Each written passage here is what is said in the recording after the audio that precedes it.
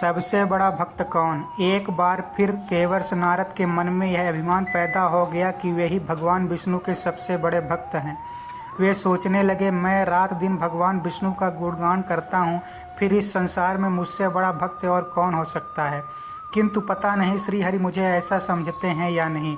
यह विचार कर नारद भगवान विष्णु के पास क्षीर सागर में पहुँचे और उन्हें प्रणाम किया। विष्णु जी बोले, आओ नारद, कहो कैसे आना हुआ। नारद बोले, भगवान मैं आपसे एक बात पूछने आया हूँ। भगवान विष्णु बोले, मैं तुम्हारे मन की बात जानता हूँ नारद, फिर भी मैं तुम्हारे मुख से सुनना चाहता हूँ। नारद ने कहा, हे देव, मैं जीवन भर आपका गुणगान करता रहा हूँ, पल पल हर क्षण मुझे बस आपका ही ध्यान रहता है। आप मुझे यह बताइए कि क्या मुझसे भी बड़ा आपका कोई अन्य भक्त है संसार में।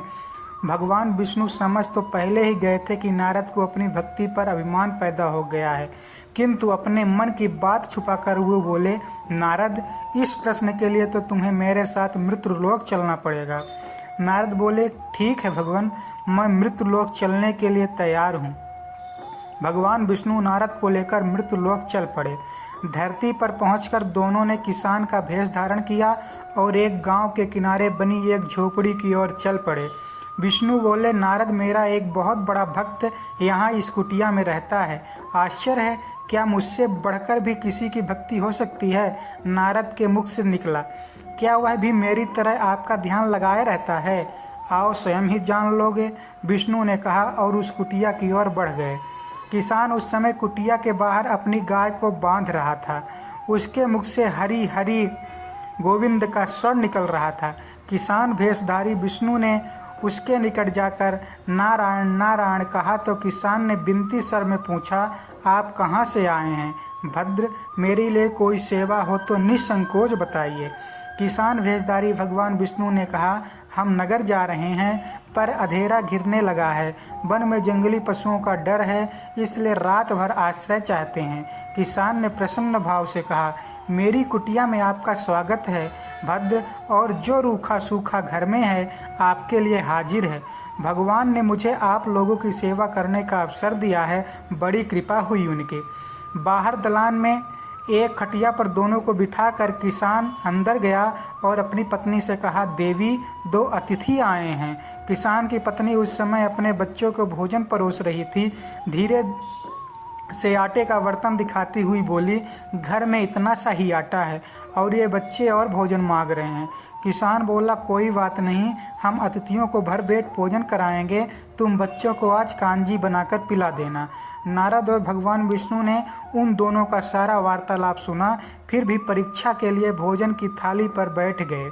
जब दोनों भरपेट भोजन कर चुके तो नारद सोचने लगे, यह सीधा साधा गृहस्थ भगवान का सबसे बड़ा भक्त कैसे हो सकता है। उधर श्रीहरि ने किसान से और भोजन लाने की फरमाइश कर दी। बोले, मेरा पेट अभी नहीं भरा, क्या और भोजन मिलेगा। किसान रसोई घर में गया और जाकर पत्नी से पूछा, कुछ और भोजन बचा है क्या। पत्नी बोली, बच्चे के लिए कांजी बनाई है, बस वही शेष है। विष्णु और नारद वह भी पी गए। किसान और उसके परिवार को भूखे ही सोना पड़ा। भूखे बच्चे माँ का आंचल थाम कर उठे, माँ की नींद नहीं आ रही है, मुझे बड़े जोर की भूख लग रही है। पिताजी ने उन अतिथियों को कांजी भी क्यों पिला दी। किसान ने बच्चों के सर पर हाथ फेरते हुए कहा, अतिथि को भोजन कराना स्वयं विष्णु भगवान के भोग लगाने जैसा है बेटा। बाहर दलान में दोनों अतिथि अलग अलग बिस्तरों पर लेटे हुए थे। भगवान विष्णु ने कहा, तुमने सुना नारद, किसान और उसका परिवार को भोजन नहीं मिला, फिर भी वह मेरे गुण गा रहे हैं। यह तो कुछ भी नहीं, मैं तो कई दिनों तक भूखे रहकर आपका स्मरण करता हूँ। नारद जी ने बोला। अगले दिन सुबह उन्होंने देखा किसान भगवान विष्णु की मूर्ति के सामने कह रहा था, गोविंद हरि हरि, तुम सदा मेरे मन में बसे रहो, बस मुझे कुछ और नहीं चाहिए। फिर दोनों अतिथियों से बोला, हरि की बड़ी कृपा है, वही जग का रखवाला है, प्रभु के दया से रात को जो कोई कष्ट तो नहीं हुआ।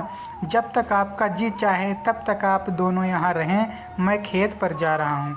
किसान भेषधारी श्री हरि बोले, हम भी तुम्हारे साथ चलेंगे, यदि तुम्हें कोई आपत्ति ना हो तो। नारद और विष्णु भगवान किसान के साथ उसके खेत पर गए। किसान बोला, यही है अपना खेत, अब मैं अपना काम करूँगा। गोविंद हरि हरि। नारद बोले, तुम तो सत्य पुरुष हो, भगवान के बड़े भक्त हो, हर घड़ी उनका नाम लेते रहते हो। किसान बोला, अरे कहाँ, काम से जब भी थोड़ा समय मिलता है तभी उनका नाम लेता हूँ। नारद जी ने पूछा, कब कब समय मिलता है? किसान बोला, सुबह उठता हूँ तब, रात को सोता हूँ तब, और दिन में जब भी काम से समय मिल जाए तब। ओ समझा, नारद के मुख से निकला। दोनों जब किसान से विदा लेकर चले तो नारद ने व्यंग्यात्मक स्वर में कहा, आपने सुना भगवान, वह सुबह शाम 2 बार ही आपका स्मरण करता है, जबकि मैं हर समय ध्यान करता हूँ, फिर भी आप उसे महान भक्त बताते हैं। नारद की बात सुनकर श्री हरि चुप रहे, किंतु मन ही मन उन्होंने कहा, कारण भी जान जाओगे नारद।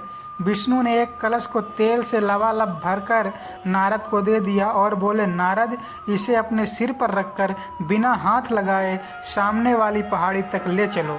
ध्यान रहे इस कलश में रखे तेल की एक बूंद भी जमीन पर गिरने न पाए। नारद बोले, यह कार्य सहज तो नहीं है। यह कहकर नारद ने कलश सिर पर रख लिया और पहाड़ी की ओर चल दिए। नारद पहाड़ी तक गए और लौट आए। विष्णु बोले, लौट आए नारद? ठीक है, अब बताओ कि इतनी दूर जाने और आने में तुमने कितनी बार मेरा नाम लिया?